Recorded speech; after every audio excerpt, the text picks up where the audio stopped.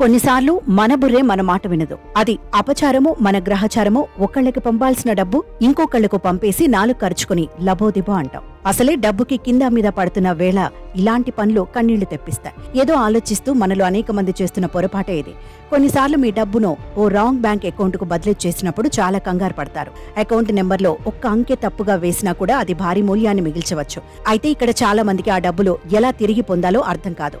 అయితే తప్పుడు డీటెయిల్స్ వలన మన అకౌంట్లో డబ్బులు కట్ అయిపోతే తిరిగి పొందడానికి కొన్ని మార్గాలున్నాయి. అయితే ఇక్కడ తెలుసుకోవాల్సింది ఏమిటంటే, ఎవరి అకౌంట్కు డబ్బు పోయిందో ఆ బ్యాంక్ వారు ఈ డబ్బును ఆమోదిస్తే మాత్రం ఆ డబ్బును తిరిగి పొందడం చాలా కష్టం. అనేక రూపాల్లో ఇలాంటి తప్పులు దొరలవచ్చు. అకౌంట్ నెంబర్, IFSC కోడ్ రాయడంలో పొరపాటు కూడా మిమ్మల్ని నష్టపరుస్తుంది. బ్యాంక్లో ఏదైనా సాంకేతిక లోపం ఉంటే అప్పుడు కూడా డబ్బు తప్పుడు అకౌంట్కు వెళ్లే అవకాశం ఉంది. రాంగ్ అకౌంట్కు డబ్బు బదిలీ అయితే వెంటనే బ్యాంక్ బ్రాంచ్కు కాల్ చేసి మేనేజర్తో ముందుగా మాట్లాడాలి.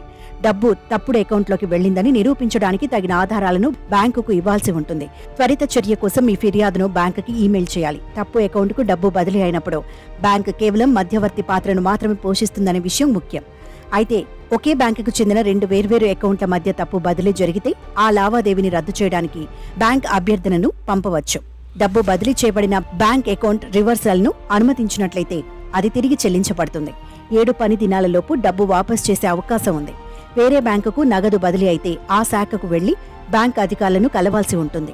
డబ్బులు పొరపాటున పంపిన అకౌంట్ వేరే బ్యాంకుకు చెందిందైతే మాత్రం కొద్దిగా ఇబ్బందులు తప్పవని అర్థం చేసుకోవాలి. ఇక ఇటువంటి సమస్యలను పరిష్కరించడానికి బ్యాంకులు కనీసం 2 నెలల టైం తీసుకుంటాయి.